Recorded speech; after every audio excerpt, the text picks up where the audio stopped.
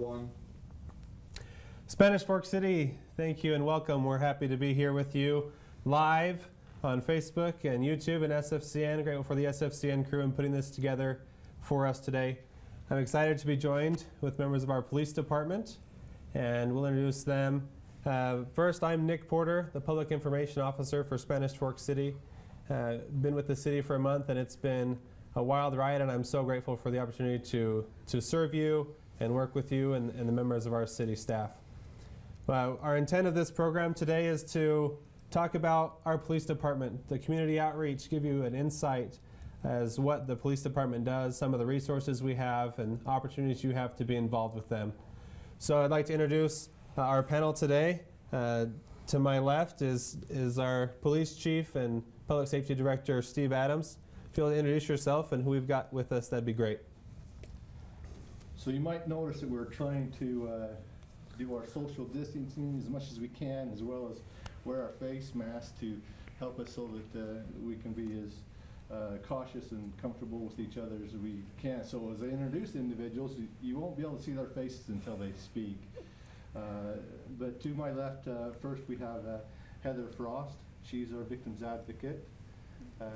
Then we have Brandon Anderson. He's our lieutenant that is over administration. Then Corey Slaymaker, who is lieutenant over patrol. And lastly, Matt Johnson, who is our lieutenant over investigations. Awesome. So Chief, tell us a little bit, how is our department structured? How many officers do we have? What kind of divisions do we have? And what are some of the things that the department does? So currently what we have as far as officers go is 39. And we have several support people in our office too that are very vital to our department, and they provide a great service. But the officers, there are 39. We determine how many officers we need by how many calls we have each year. If our call volume goes up, then we then go to our city council members and say, this is our call volume, and we need a little bit more help. And so far that's worked well. We've increased our numbers in the last few years to be where our officers are able to respond to calls in a timely manner.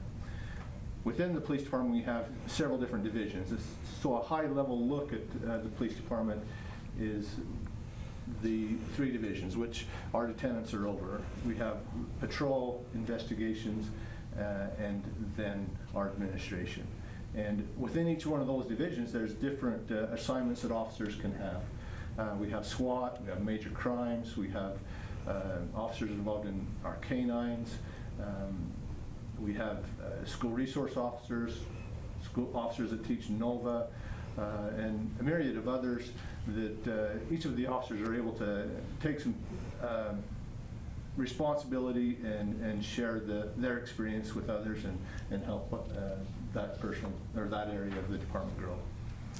Fantastic. I think it'd be beneficial for me and I think for everyone to walk through what some of those assignments are, some of the things that we do. So let's start off with Lieutenant Johnson. Walk us through our school resource officers, who they are, what they do, where someone might see them, and at Spanish Fork High School, we have Officer Grover. He's the school resource officer there. At Maple Mountain High School, we have Detective Ballantyne. And then at Landmark High School and American Leadership Academy, that's Officer Fossum. He splits his time between those 2 schools. And then at Diamond Fork and Spanish Fork Junior High is Detective Lewis. And those officers at the high school, at Spanish Fork High, Maple Mountain High, and Landmark High, they teach law enforcement classes to the students at those locations. And then at the junior high and Diamond Fork, Detective Lewis splits his time amongst those 2 schools. And our officers are there for security purposes and to deal with any law enforcement incidents that may arise. They don't deal with school policy violations or anything such as that. And when we do have school resource officer openings within the department, they're highly sought after positions. Those officers that serve in those positions, they fill that they're very beneficial at those schools that they respectfully serve. They've made some great friendships with the students and faculty within those schools. That's awesome. The Chief mentioned NOVA. Lieutenant Slaymaker, what is NOVA? So NOVA is Nurturing Opportunities, Values, and Accountability. And that's the program that we're teaching currently in our elementary schools. This began years ago in the early 90s. Some of you may be aware of the DARE program, Drug Resistance Education. And what it is NOVA was replaced here a couple of years ago, and it's not just about drugs and so forth. It's actually about building life skills, life choices, and helping the young students in our community dealing with bullying and issues like that. I know the three of us years ago taught the DARE program, and still to this day we have students or citizens in the community that will come up and say, hey, you were my DARE officer, and they recognize you because of the friendships that you built over the years. And so it's really a great program and a good asset that we have with not only the school district but the police department. Thank you. We'll go over a few more of these special assignments that the Chief mentioned. So Lieutenant Anderson, if you'll talk to us about SWAT, how does SWAT work from a Spanish Fork level? How do they interact with other agencies? Yeah, so currently we have two of our officers assigned to the Utah County Metro SWAT team. So first of all, once they're selected, they go through a week of strenuous training, to initially become a member of the SWAT team, which is a team that's comprised of officers throughout the county from other cities. So if there's an incident, they're able to pool the resources together with the sheriff's office and the other police departments throughout the county, and that way there's more resources available. And a lot of these cities have officers assigned to the SWAT team, so they can respond to anywhere in the county, and in some cases even outside the county when requested. So they're ready at a minute's notice. And so yeah, they have to also continue to have 12 hours of training each month. So they're well trained.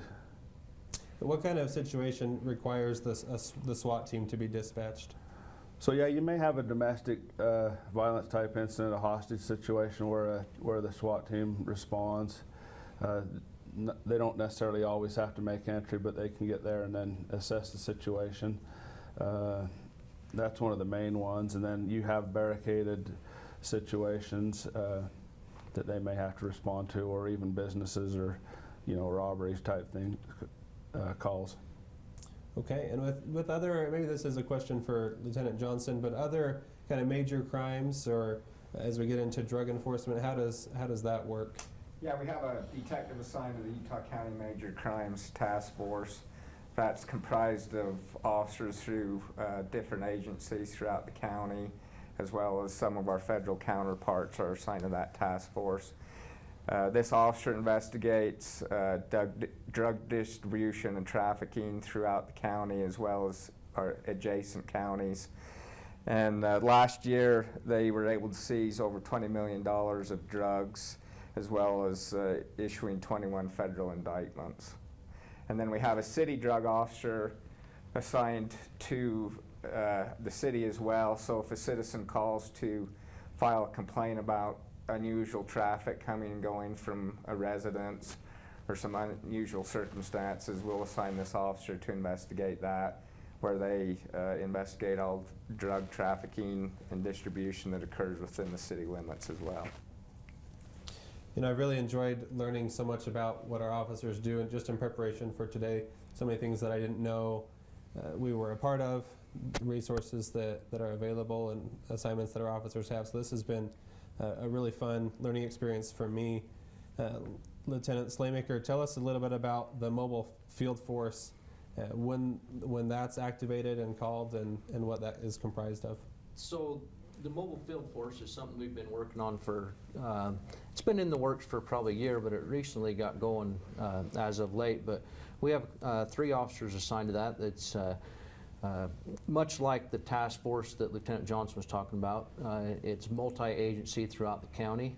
There's about 40 to 50 officers from various agencies that are combined on this mobile field force. It's designed to provide rapid, organized response to incidents like civil disorder, crowd control, and other situations like that.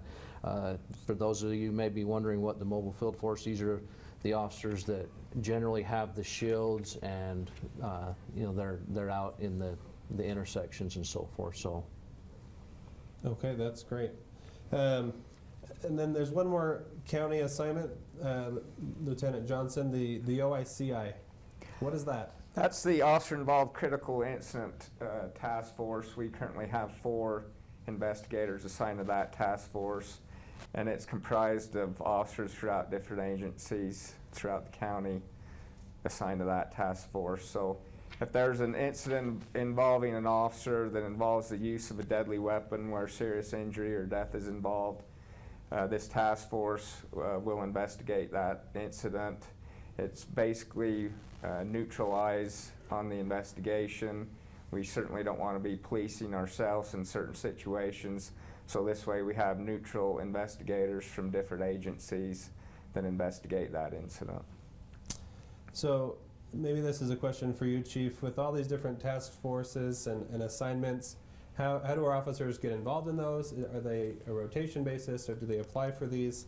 How do our officers get on each of these task forces? Yeah, I'm glad you asked that. Our officers oftentimes seek these different assignments out, and they try to get their training in to make them a viable option to go to this training. We provide at least 40 hours of training. Oftentimes they get more than 100 hours of training throughout the year. But officers will seek out the training that will get them in a position where they can, if you will, vie for the position. Typically, a person will stay in one of these positions between 3 to 5 years, depending on what's going on, the department needs and the city needs. That's really been something that the officers can look forward to and get involved in. And while I've got the mic, if you will, I'd like to mention that several of the things that these lieutenants have spoken of are multi-agency activities. We couldn't man a SWAT team all by ourselves. We couldn't man and do all of the drug activity or work all by ourselves. Likewise, we don't, as Lieutenant Johnson said, we don't want to police ourselves in an OICI incident, an officer involved critical incident. We want to have the help of others. We want to have them in our jurisdictions, and we want to help them in their jurisdictions. So it's really a great relationship with all the other chiefs and cities within Utah County, and it seems to work really well. That's great, and it's so nice that they all work well together on many different fronts, and that our officers have a chance to be involved in some of these. So, Lieutenant Anderson, there may be some things that people are more familiar with, like code enforcement or animal control. Will you walk us through insight into those positions? So yeah, we have one officer that works, it's full-time code enforcement officer.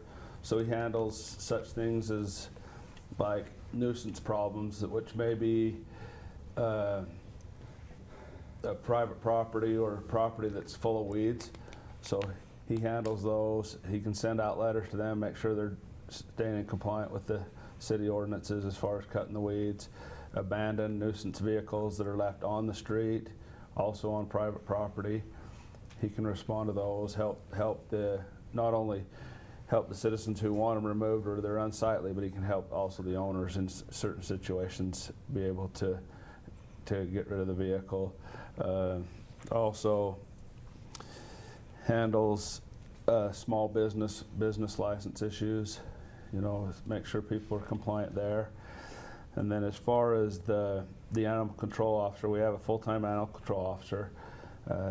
He switches up his schedule at times, so not everybody knows when to turn their dogs loose out there. But so he handles we have ordinances such as animals running at large. Animals need to be on a leash at all times. And then there's certain areas in the city that you're not supposed to have animals at all, like the city park, cemetery, and most of them are posted as you enter the parks, so you should know that. And you can watch throughout the year for as far as licensing and rabies clinics. They hold a couple of those a year, and we usually post them on the Spanish Fork City website as well as the Spanish Fork Public Safety website, so you can get your animals licensed and the rabies. And I think the rabies clinic is coming up in September, if I remember right, I had a couple questions about that, and I think that's planned for September. So you mentioned we mentioned code enforcement. You said the word ordinances. We talked about laws. What are those words mean? What are the differences between maybe an ordinance and a law? So you have your state code, which are laws that are made through state government, and then you also have ordinances that may be made up through the city or council, and so those are the ordinances that you have that just pertain to like Spanish Fork City, and so that's where you have state laws that have animal ordinances and also city ordinances. I don't know if that made sense. It does. Yeah. No, thank you. So as we kind of transition here, there's a lot of community outreach events and programs that the department is involved in, some of which people may know about and come to a lot of those events and activities, but there are some that maybe aren't as not necessarily popular, but as advertised, that people don't know about. So we want to go over a few of those outreach programs. So Heather, let's start with you. Tell us a little bit about the suicide prevention that you do in your position. Okay, well, I've had the opportunity to work closely with Susan Richardson Chapman, and she has really taken the lead in suicide prevention in our city. She has gotten the support of our local government and officials, and we've all started working together as a coalition, and we work with the health departments, the school districts, the American Foundation for Suicide Prevention, and faith-based organizations. So we're really trying to get this message out there, and we as a police department have always provided gun locks for no charge. You could come to the front desk and pick up a gun lock, and that can reduce, that can be a help, honestly, in suicide prevention. Susan has taken it one step further, and she's made sure that people can go to our local library and also get a gun lock at no charge. So if anyone's interested in that, there's a couple places that you can go. Another thing that we do is we go out into the community and we do trainings. We do what's called QPR. It's an evidence-based program that helps people identify the signs of a suicidal individual, someone who may be needing help, and it teaches not how to fix it, but how to help that person get help. And we've gone out and we have taught at, we've done presentations at the city office building. We've gone to businesses, we've gone to churches, school districts, that's a big one. We've gone to a lot of the elementary schools. We've been able to train all of the secondary schools. And so Susan sent me a statistic and said we're up to 2,000 individuals that we've trained in our community. Wow. So it's been a really good thing, and we want to do all that we can. Unfortunately, there are still suicides that happen, and our officers respond to those, and sometimes I'm called to the scene to sit the family, and so we try to provide resources for those survivors, and our school resource officers help when it's a family that maybe has someone involved with the school. And then another thing that has been happening is a suicide survivor group. And we have been meeting monthly at the city office building because of COVID. That we're on break right now. We did try a Zoom meeting, but we hope to get those started back up for those who have been affected by suicide. And with those meetings, I know those are on the city calendar. Yes. And you can find those on our website. But what about these, if someone wanted to have the QPR training, what's the best way to sign up for that? I believe there's also a link on the SpanishForkCity.org or SpanishFork.org site that you can look for. You could contact me and I can get with Susan. We'll get that set up. Okay, awesome. So another one of our community outreach events is Shop with a Cop. Lieutenant Johnson, will you tell us a little bit about that program?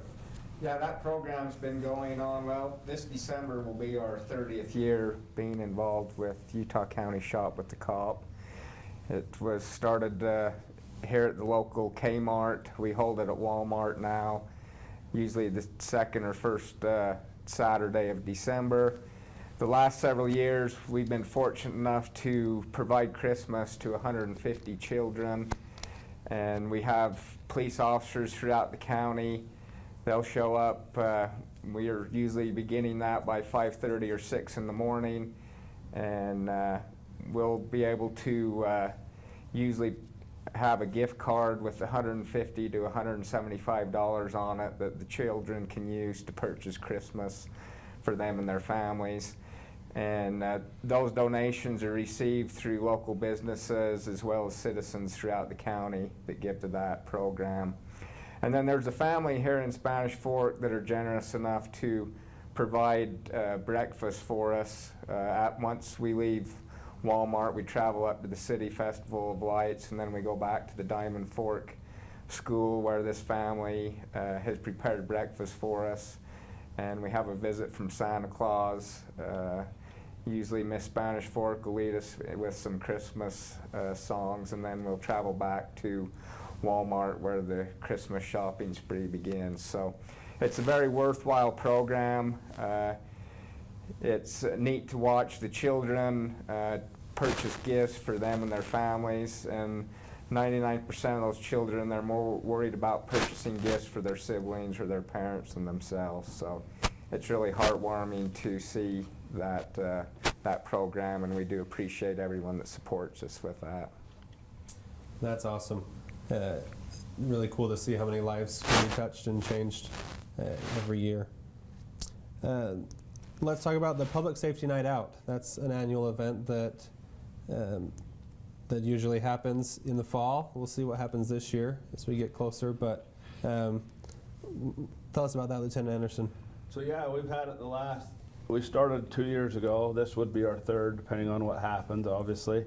But it's been a big success, and we're luckily that we have a great fire department and EMS to help us with that. So the three departments get together. We plan that. It's been held out at the North Park, out near Costco. We've served nearly, in the last couple of years, 1,000 hot dogs. You know, chips, drink. They come and get that. I think the funnest part is the kids really enjoy it, but it's not just for kids. The adults can come too. But we have a little scooter track. We try to let the kids do that. They bring out some of the gear. Kids get to put on a ballistic vest, see how heavy it is. We have a few booths set up where our animal control officer can speak with the kids. Also, if you have any questions, our victims advocate was also there. And then we have a whole range of officers just there to interact with the public. If they want to ask questions, they can. And our fire department will help serve, EMS department will help serve the food. It's just been a great success. We enjoy putting it on every year. I think it'll just get bigger and better. Well, let's hope we're able to do something this year and keep that tradition alive. Lieutenant Slaymaker, tell us about the safe walks that are conducted and how those work. So safe walks we do a lot at our, not just our elementary schools, but all the schools within our jurisdiction. And what that is our officers will pull up anytime throughout the day, sometimes multiple times throughout the day. They'll go in, talk to the staff, they'll walk around the school, the hallways, they'll talk to kids. Sometimes it's recess, and they'll go out and visit with kids out on the playground. And it's a show of support not only to the staff and the students, but lets them know that we're there for them as well. If they need something, we're there to help them. And so they're very positive, and it happens, you know, not just through the school year, but our officers even during the summertime will stop by and visit with staff at the various schools as well. And the good thing to know is that also is that, you know, there are patrol cars parked out front, so there's a visible patrol car that's usually parked out front of the school as well. Great. And you saw some of that video footage of the dogs in the schools and having a chance to be with the canines. That actually brings up a question. Who can tell us about the canines? How many do we have? What are their roles in the police force? Chief, you want to take that one? Sure. Yeah, currently we have 2 canine officers and dogs. They have been very instrumental. As a matter of fact, I was speaking with one of our canine officers yesterday who was involved in a traffic stop and helping another city doing that traffic stop out on I-15, and ended up getting 8 pounds of heroin. So the dog is great. Both dogs are great. The handlers are fantastic. They do training each week to keep up on their skills. They take the dogs home with them. They're also their family pet. One of the things that we like to do, if possible, at the end of the dog's career is to release that dog ownership to the family. And he or she could live his life out in retirement with the family. So it's been a great asset. We had a great family in Spanish Fork that got us started in our canine program. They asked me soon on when I became the chief here what needs the city had, and that was one of the things we didn't have at the time 7 years ago. 7-8 years ago, and they offered to sponsor the first or second canine, and then the city agreed to pick them up ever since then, and it's been a great asset to the city. That's great. One other community outreach is our mobile crisis outreach unit. Heather, can you tell us a little bit about what that is? Yes, so there's a statewide crisis line. When someone's experiencing a mental health crisis, they can call this line. And in our area, the calls are routed to Wasatch Behavioral Health. And so a therapist will talk to the person and determine if an on-scene response is warranted. And if it is, we form a team. So our police officers form a team with the therapist, and they go to where this crisis is happening. The officers are there to stand by and make sure everybody's kept safe.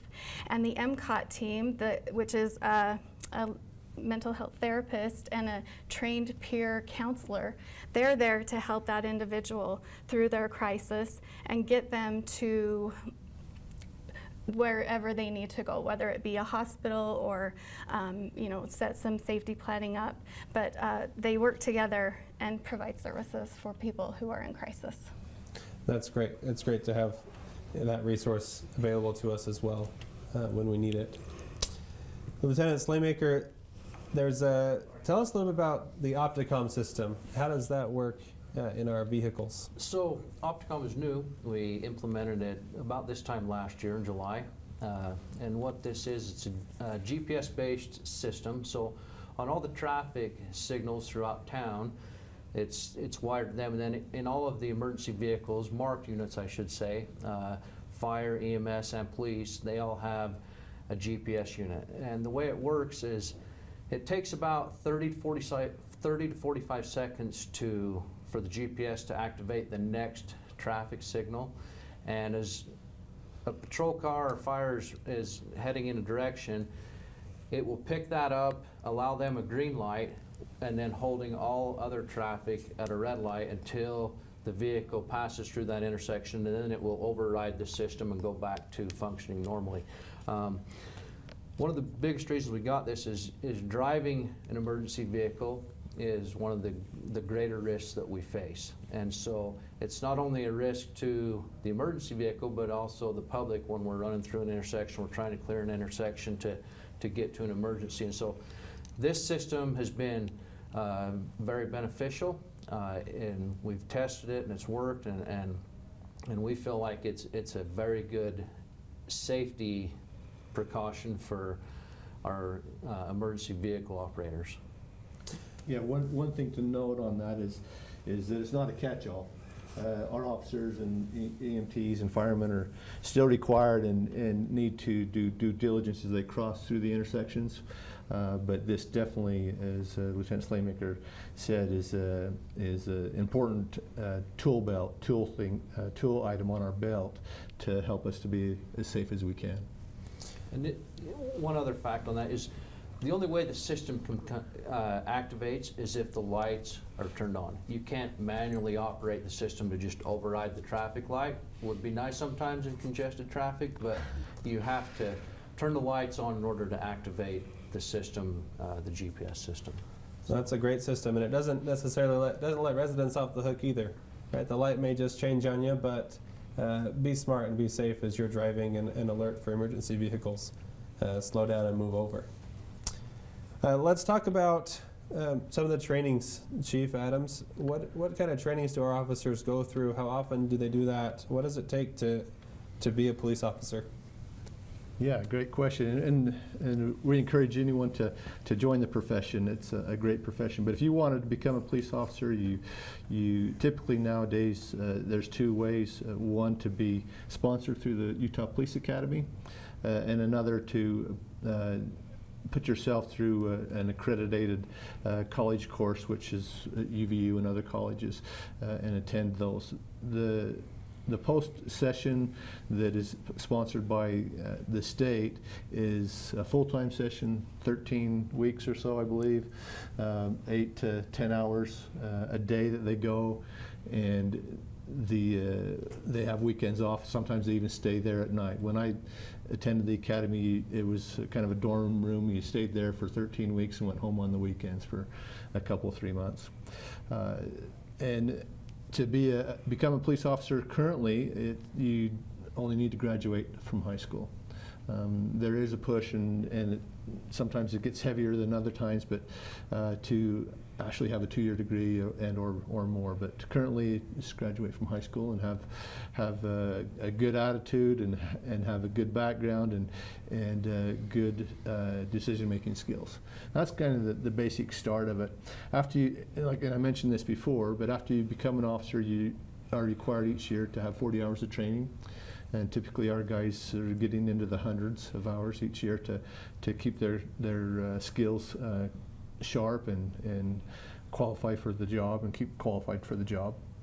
But one of the things that I'd like to emphasize is the training that we require our guys to go to, that without this, they cannot promote. They cannot make sergeant or lieutenant or promote. And that is our CIT training, Critical Incident Team Training. And Lieutenant Anderson is currently, like I mentioned before, is our administrative lieutenant, and thus is over training and making sure our guys have all of the training that they need. And maybe Brandon, you could talk a little bit about the CIT training and what it does.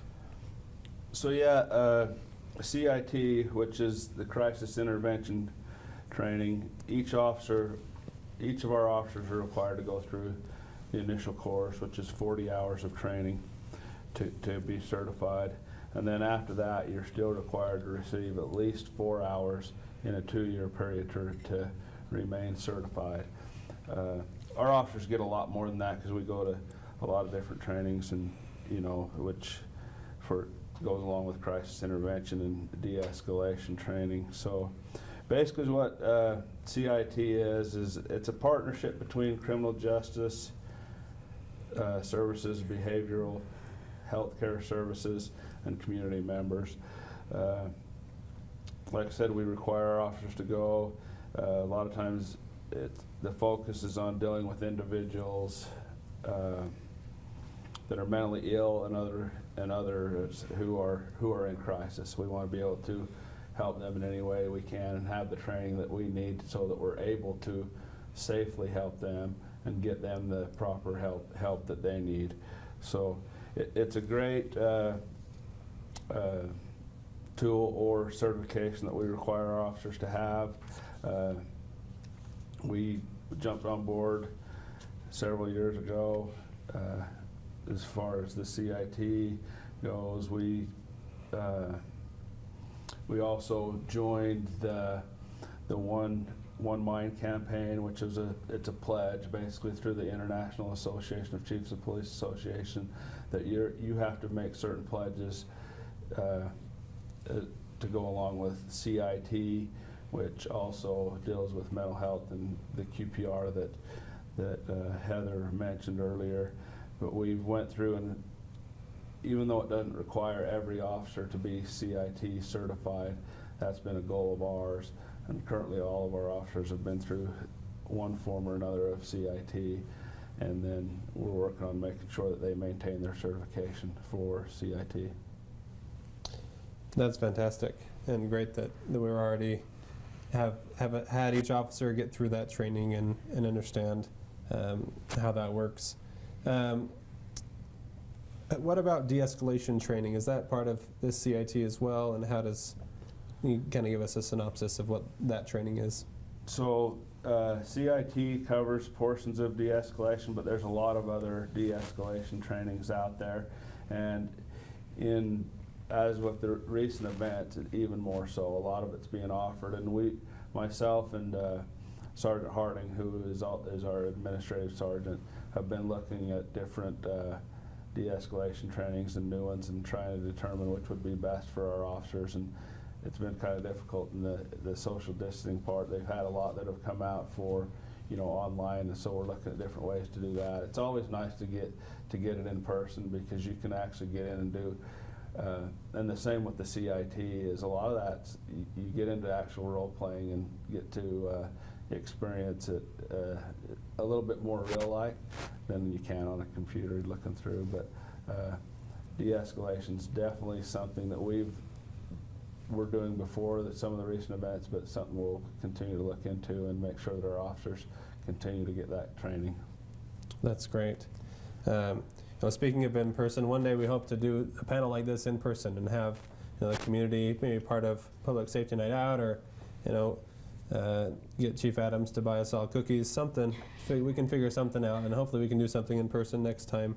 But until then, here we are. Yeah. So, Heather, you're the victim advocate. What does that mean? What kind of victims? When do you become involved? And what sort of help have you provided? Officers on a day-to-day basis are called out to traumatic events. Something bad has happened, and officers are dispatched to go and to help and assist.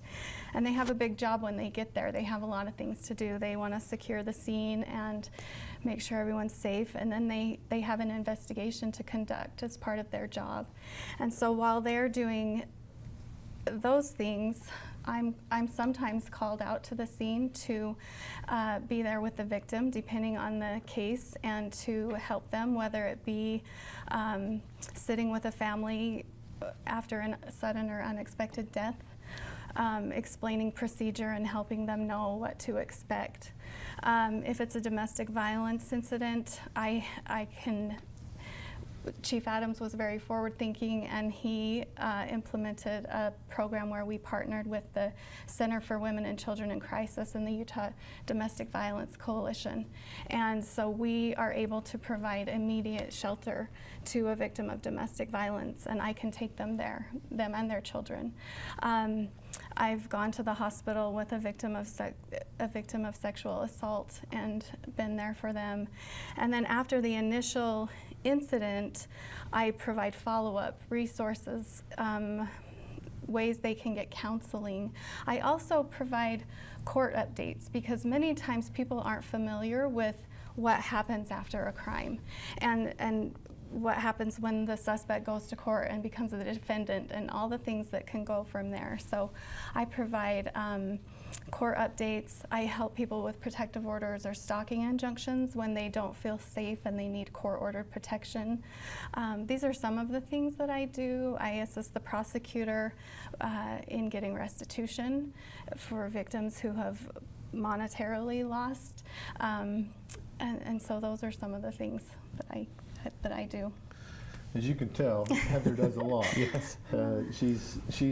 We often get accolades from people who have had an experience with Heather, and And being a victim is so traumatic, and the love and caring that Heather provides, and the knowledge and the ability to walk somebody through the process in a manner that is comforting is a great asset to the city and to our police department. And she mentioned all those things, but she's also over community-oriented policing. Isn't that right? Another great thing that she started this for this area of the county. I'd heard word of it happening elsewhere. I made a little trip and visited that community-oriented policing meeting. Came back and talked to her and talked to Lieutenant Anderson, and Heather's ran with it, and it's another great tool, and I can't praise her enough for everything she's done for the city. But yeah, that's another great one. So what is that? Thank you, Chief. Those were very nice things of you to say. So once a month, we have a meeting, and the people that come to this meeting, we now have a representative from every law enforcement agency, starting from Springville all the way to Santaquin. So law enforcement representatives come to this meeting, and we meet with community service agencies. So Wasatch Behavioral Health has been instrumental in keeping this going and helping us through it. We have other hospitals are represented, the Food and Care Coalition, Adult Protective Services, DCFS. I worry about listing because I don't want to leave anyone out, but we just have a great group of people, and we come together once a month and we discuss cases. We discuss individuals who are maybe experiencing homelessness or mental health issues, or they're victims of crime, and with all of us there, we try our very best to come up with a solution to some of the things that are going through. We can't always, but we do also discuss at meetings when we have had a positive outcome, and we want to help people. That's the reason we have this group. Another great thing that's come from this is if we don't have a case right then to discuss at the meeting, we now have a point of contact in a service agency that we can rely on and that we know we can go to, and we know their face, and we can say, hey, we're out here on this scene, this is what's happening, what can we do? How can we work together and do what we can for this person? That's great. How does somebody become involved in that? Do they just get in touch with you? Yeah, absolutely. Have them get in touch with me. Okay, awesome. So we have a couple more things that we'd like to cover here with you. Let's move to the question of cameras, Chief. Dash cams, body cams. Do we have those? How are they used? Right. So our vehicles have been equipped with in-car cameras for a little over 20 years. We've been using, back when I believe we started with a VHS, if you know what a VHS is. And then at the end of the day, or when it was that VHS tape was done, they would run a magnet over it and de-video it, or whatever the term is. But now we've got a little bit higher tech equipment in our cars, but we still have cameras in our cars. And likewise, about 5 or 6 years ago, Corey? 6 years ago. 6 years ago, we started the body cameras. A little bit before the big rush, but and just right on the cutting edge of technology. And so we had so much money in our budget to use to it, so we didn't jump in with both feet and get the high-end product, because we knew that the products would improve as time went on. But I gave the charge to Lieutenant Slaymaker to find us a good system that we could use. It would capture the images that we wanted, and then also fit within our budget. And he could probably explain a little bit more about both our in-car camera and body camera. So I'll talk, it's kind of two parts. You got the in-car camera, and then you have the body camera. Like the Chief mentioned at first, back in the 90s, we had an older system that was VHS. In about 2005, we switched to a company called Digital Alley. That is a system that actually replaces the rear view mirror in the car, and the camera's in the control is in the rear view mirror with a camera that's connected to the windshield. We went with that system and it's worked great. And then the way it works is when you can manually turn it on. You can turn it on by hitting the audio that officers carry on their belt, or if you activate the lights, the system will come on as well and start recording. It has a 30-second pre-record, so if you turn on the lights, it will go back 30 seconds and continue recording from them. So it gets a little pre-recording if there's an incident of sort. About 6 years ago, we implemented our first body cameras to go along with our car cameras. The system at the time was Wolfcom. It was a clip-on camera, had about 6 hours, or the battery life was about 6 hours, and so officers would turn it on when they had contacts or calls that they were on and record that, and then they would download that to a server here at the city. We looked at upgrading because we had two separate systems, and so it was saving to two separate servers and two separate operating systems.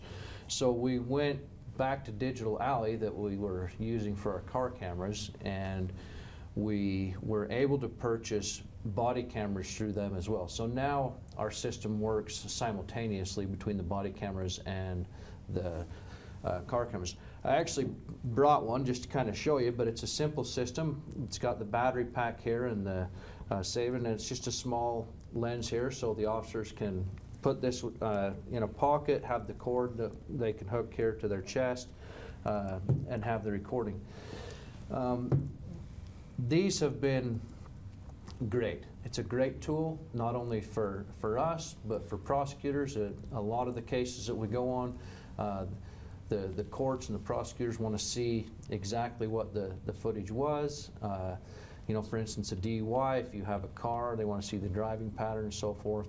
But it also works well if a citizen comes in and says, you know, I had an encounter with an officer, maybe it wasn't a great encounter. We can review that video footage and look at it, which we do regularly anyways as supervisors to monitor some of that. So the system, or the car cameras and the body cameras have been a great asset to the police department. There are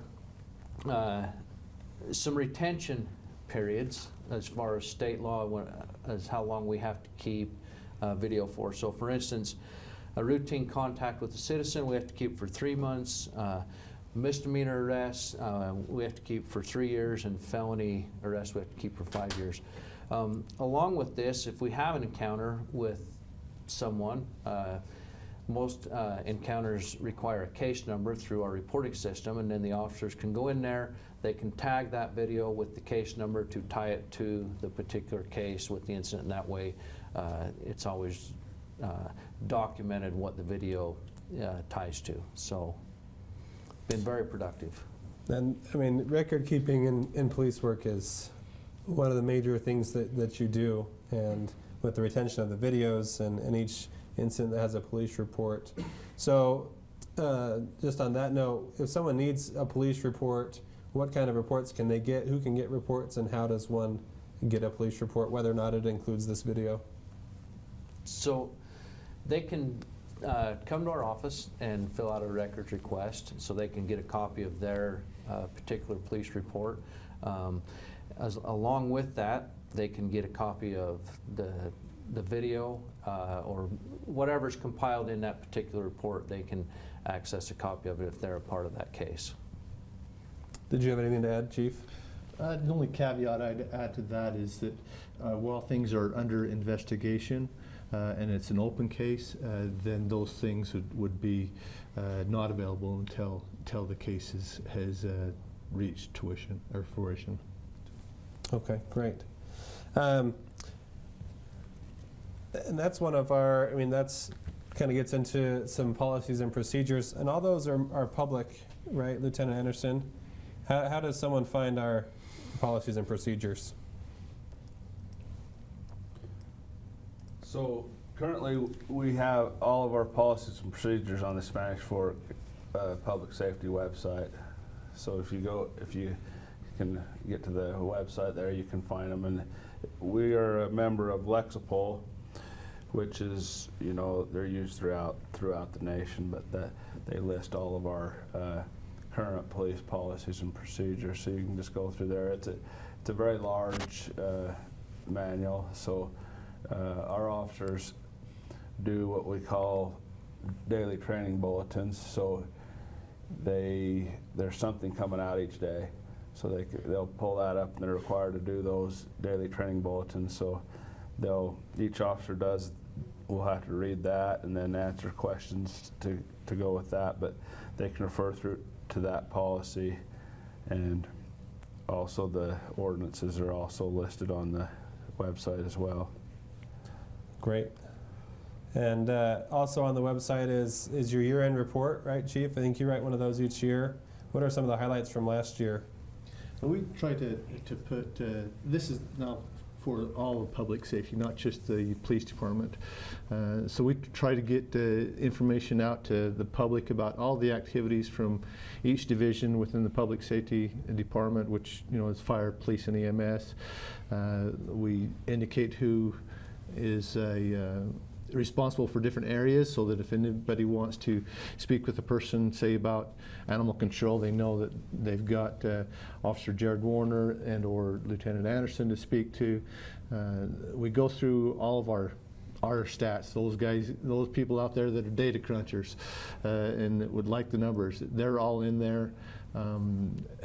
While I'm speaking of numbers, we've got a question on Facebook about how many numbers typically do we have each month. I just did a quick check, and I do a monthly report to our city council, and so last month it was 1,600 and some change calls that we went on in a month, and there were some of those who were arrests of 81 different people. That was a question from Facebook, so if I can quickly get that in there.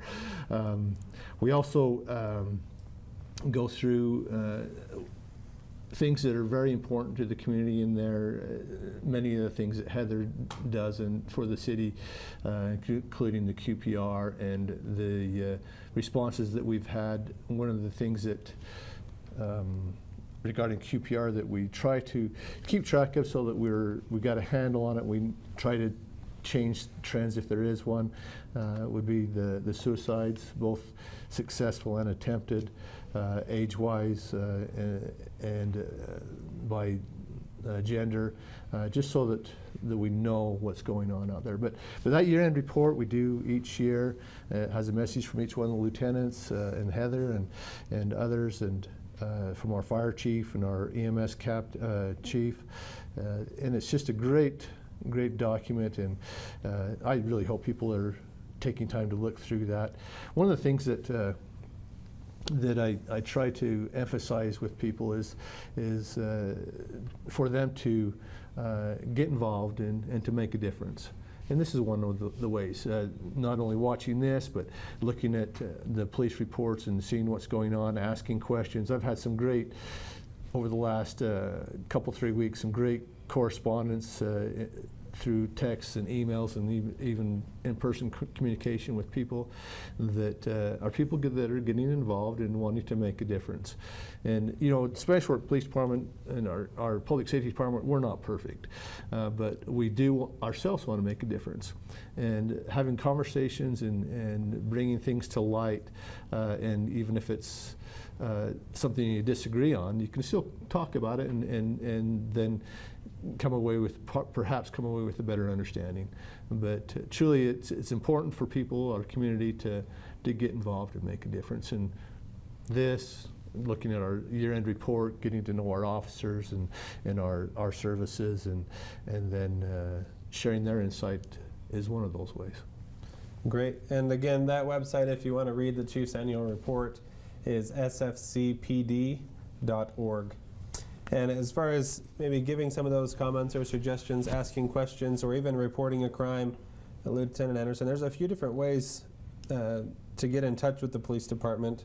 what are the best ways and what do we use each of those channels for? Yeah, so the most obvious one that we're taught as a kid or a child is the 911 system, and that obviously you want to use that only in cases of emergency, so you don't tie up those lines. Also, you can text 911 now, so you could put the 911 numbers in the 2 and then send your text. One thing you got to remember there is make sure that you're able to get an address out there, text. But sometimes there are situations where you may not be able to talk and you're able to text, and so that comes in handy. But also the 911, and then the non-emergency number, which will ring. It's 801-804-4700. That rings to our office, and our office staff answers that. And even if you call that number when we may not have staff there on the weekend, it's going to ring directly over to the dispatch center, and that's a number you can use in a non-emergency situation. And then we also have Facebook and Tip a Cop and Citizen Serve, I believe it is, but there are places that people can go in and put questions, or if they have concerns they can put in there. The thing you need to remember about that is even though I have access to the Facebook, I don't monitor it 24/7, so you may not get a quick response. And you don't want to report an in-progress crime on that, because there's a number of us that do have access and can answer you. We may not see that right away. So if it's an in-progress call, you want to make sure you call 911 if it is an emergency, and then non-emergency, the 801-804-4700, so that it can be handled, because you may go a weekend at times and not get the answer on the Facebook, or even though we try, and if I happen to see it, I'll try to answer, but in progress, definitely use one of those other numbers. Okay, but any of those suggestions, comments, or questions that you've mentioned, that's great for Facebook or for, I think that the link says Tip a Cop, which is on our Citizen Serve portal. So as I was on the policies, I noticed a code of ethics that is there. Can you preface that? And then we actually do have a really cool video that's going to make its debut about that code of ethics and some of the faces of all of our officers. But tell us a little bit about what that code is. So the code of ethics is something that we try to follow to a T, the best of our ability. And today I saw for the first time the video that SFCN put together regarding the code of ethics. They put a lot of extra time in this, and it made me very, very proud of the product as well as the individuals, because I can see the ethics, honorable people that these individuals are. You'll actually, when we watch this video, you'll see every individual that works for the Spanish Fork Police Department, and they're sharing a portion of this ethics that we swear by and live by. And so I'm very happy with the product. Again, Pete, Travis, you guys did fantastic, but also even more so proud of the individuals that participated. Great. Well, let's go ahead and watch that together and enjoy our presentation of the Code of Ethics.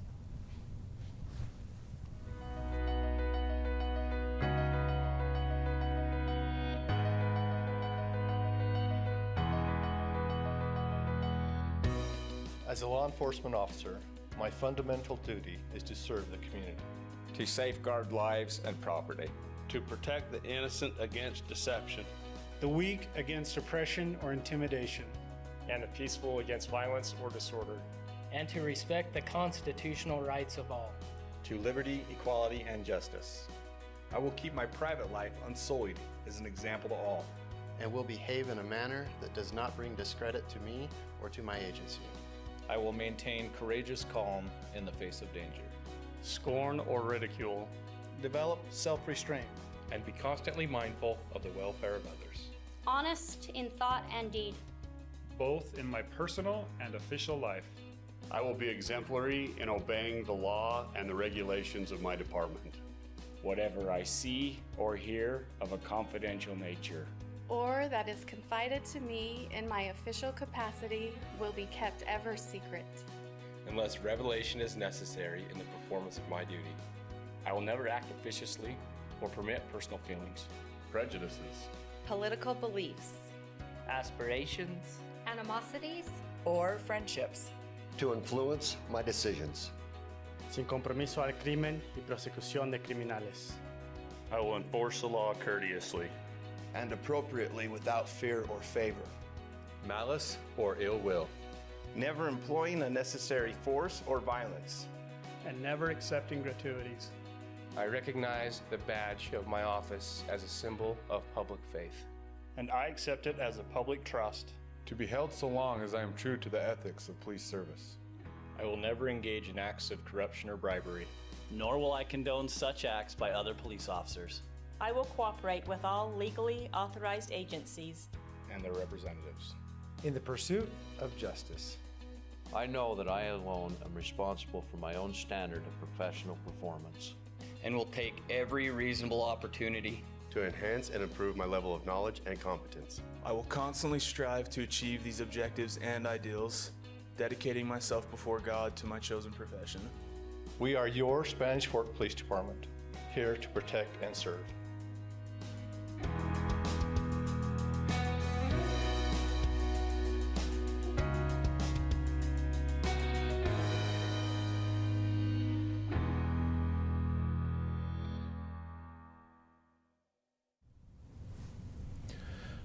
May I just take the last few minutes of our conversation? It's been nearly, a little over an hour, I believe. I just wanted to express, as a department, our appreciation for the citizens of Spanish Fork. This last few months of turmoil through the nation has brought about several individuals within our city coming forward and expressing their thanks and appreciation for us. We often get thanked and people have shared their appreciation to us throughout the year, but lately it has been overwhelming. We have not, that has not gone unnoticed. It gives us strength, it lifts us up, and we are so appreciative of the citizens that support our police department. We are here, as mentioned in the video, to serve and protect, and we love doing it for you. This is our community. We are yours, you are ours, and we truly want to share our great love and devotion to you as your public servants. Thanks, Chief. And I'll just take the last word so that I can thank each of you for being here with us, for your time, for all that you do on behalf of Spanish Fork. So thank you to Chief Steve Adams, to our victim advocate Heather Frost, and to Lieutenants Brandon Anderson, Matt Johnson, and Corey Slaymaker. It's so great to be with you and to hear from you and all that you're doing to protect us and serve us in Spanish Fork. That'll conclude our discussion today. We'll hope to have more of these as we go on and get together sometime in person, and we'll get those set up as things get back to a new normal here in the future. Until then, I'm Nick Porter with the Police Department, and until next time, Spanish Fork.